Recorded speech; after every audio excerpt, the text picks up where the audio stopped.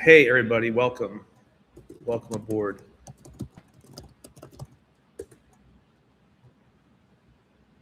Let everybody get over here. I just put up a video that everybody should watch that contains actual screenshots and images. Don't watch it if you have weak mental health, and don't watch it if you're under the age of 18.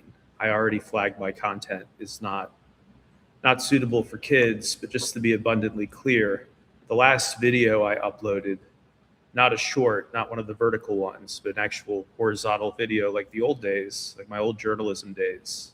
That last upload, everybody should watch that after this stream ends. But I want to welcome you guys here so we can discuss this together. And if you're crazy concerned, if you're insanely concerned about all this, you're not alone. It just means you're a human being. And many people are going through the same exact thing right now. And the only difference for me is I've prepared for this moment for 10 years. I didn't think it would take 10 years for you guys to be on the same page as me. And I feel like despite vast success in the AI industry, there are some people who I don't think are looking out for my soul, so to speak. They're not looking out for my best interests as a journalist. What they're looking out for is their money, which I understand, right? They see that I'm doing well in the AI industry. I'm starting to interact with some powerful companies and interests, and they don't want me to slow my roll. The thing they have to understand is that I was a journalist and a truth seeker, largely, my whole life. And that's what I remain, even as I pursue the AI stuff. And anybody who invests in us, anybody who supports us or partners with us or gives us compute or anything like that, they have to understand that from moment one, that I will not change who I am to maintain this level of success. I don't care. I really don't. AI is one of my interests, like many other things.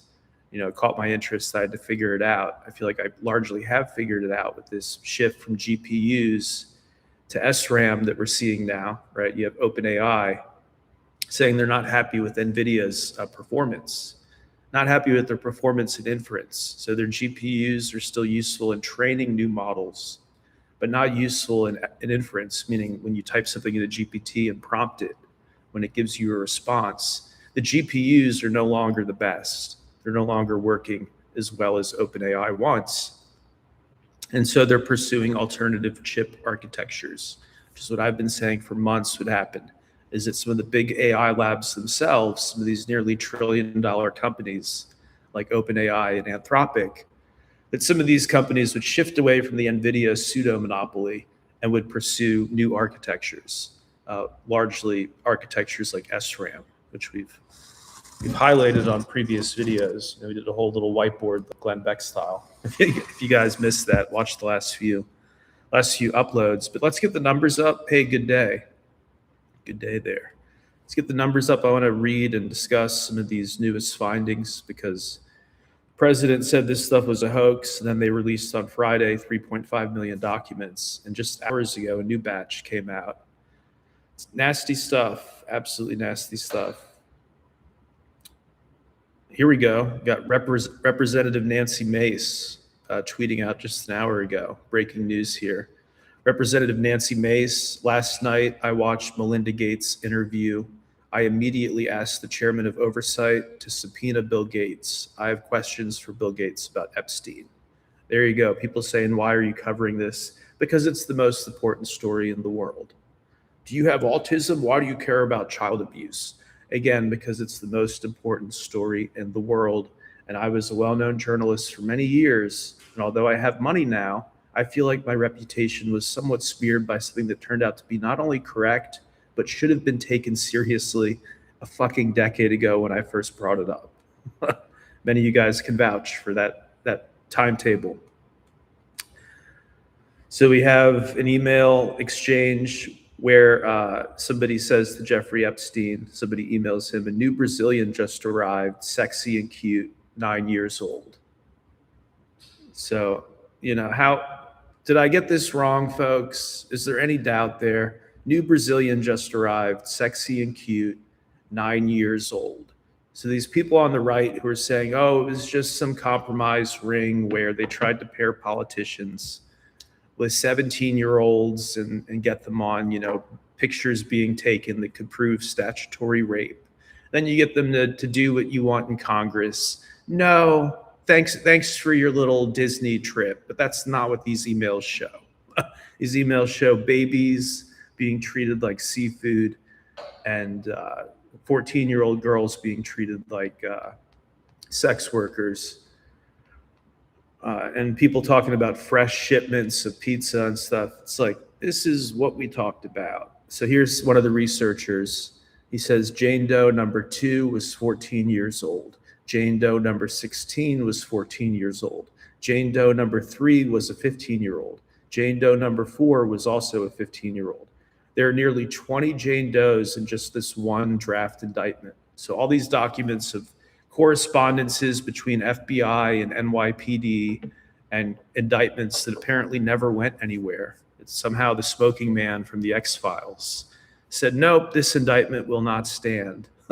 All these things that should have gone somewhere and just never did. That's the real tragedy of these files so far, the ones that my researchers have poked through. The real tragedy, as I see it, is it was all there. The system had what it needed to move forward. And again, there was some element, some X-Files smoking man who at every stage must have said, this will go no further. Not what you learn about in school. I missed this chapter of civics in high school. Oh, I missed the island chapter. And then we got, according to this email exchange, Epstein and Ghislaine Maxwell ordered for 2 foreign girls to be buried somewhere in the hills outside of Zorro Ranch in New Mexico after they died from strangulation. And it's been alleged that Prince Andrew, it's been alleged that he was really into that specifically, that he liked to see girls fight each other. Happy to take questions or comments. But again, every single person who's over the age of 18 and who has strong mental constitution, watch the last video I uploaded because it shows some of the screenshots and photos.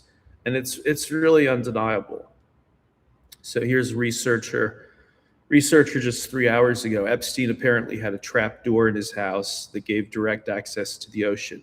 It said that it was used to dispose of the victims' bodies, which would then be devoured by sharks. Another researcher says Epstein compared girl children to shrimp and said, quote, you throw away the head and keep the body. And that's the actual quote in the email. No, some are like shrimp. You throw away the head and keep the body. There it is. For people who want to confirm this document can be found on justice.gov/Epstein. So another researcher, Epstein was describing his, quote, aquarium of girls. It's sickening how sick these people are. And then we got the famous anchor Cenk Uygur, the liberal news anchor from the Young Turks. He tweeted out the Epstein files is bigger than just one issue. Showed us the real problem. We're not in control of our own government. Both parties lied to us. They protected the powerful, who turned out to be depraved. So now we have to ask, who does this government actually work for? And then a researcher points out that the Department of Justice has said it won't release pictures of children who are dead, which confirms that some of these children died. And then we have an email from a Harvard professor to Ghislaine Maxwell. Email from this Harvard professor to Ghislaine saying, quote, I am so happy that I did not kill anybody. My perspective of life has changed somehow. So these are people who think they have the right to arbitrarily fly out to some island and watch kids be tortured to death. Or this guy feels like he's a great person because this one weekend he didn't even kill anybody. And now he has a new view on life. How nice. And these are the people that Trump said would be hurt. If this came out, they would be hurt. Incredible degeneracy and sickness. And again, we clocked this 10 years ago. Did I get any part of this story wrong? Not even a little bit. Very strong mental health here, very financially strong. not suicidal, not even afraid of these people. These people are clowns. We're well defended. These people are pathetic clowns.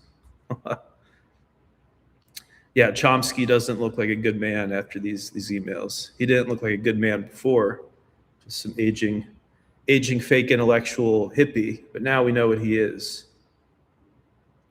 So one researcher brings up an interesting side point. One thing that strikes me about the Epstein files is how grubby and low class it all looks, despite the billions. People who can't spell or string a proper sentence together, photos that look like a balding John in a cheap motel. Was grossness part of the appeal?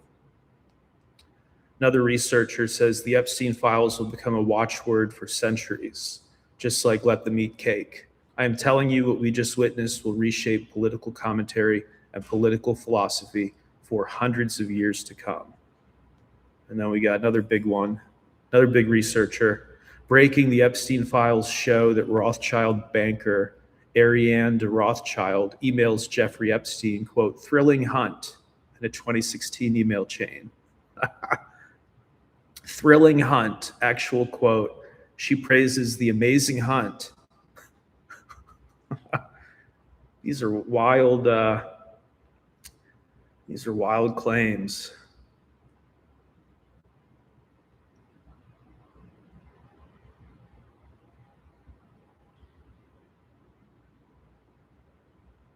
Absolutely wild.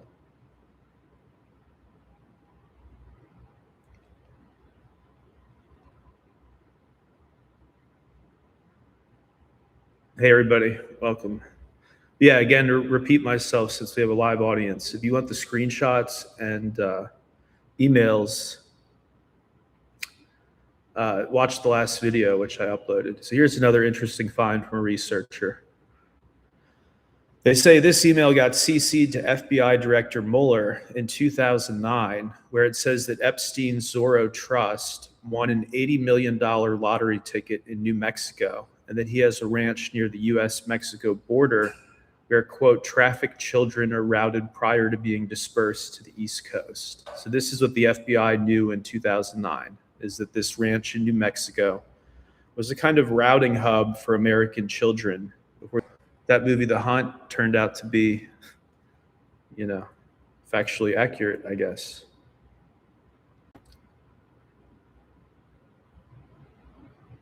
Yeah, I think over the years, a lot of people kind of marginalized me, and I appreciate that. But we've got members of Congress saying this is the most disgusting stuff they've ever seen in their lives. Members of Congress calling for immediate investigations, as well as Bill Gates to be subpoenaed.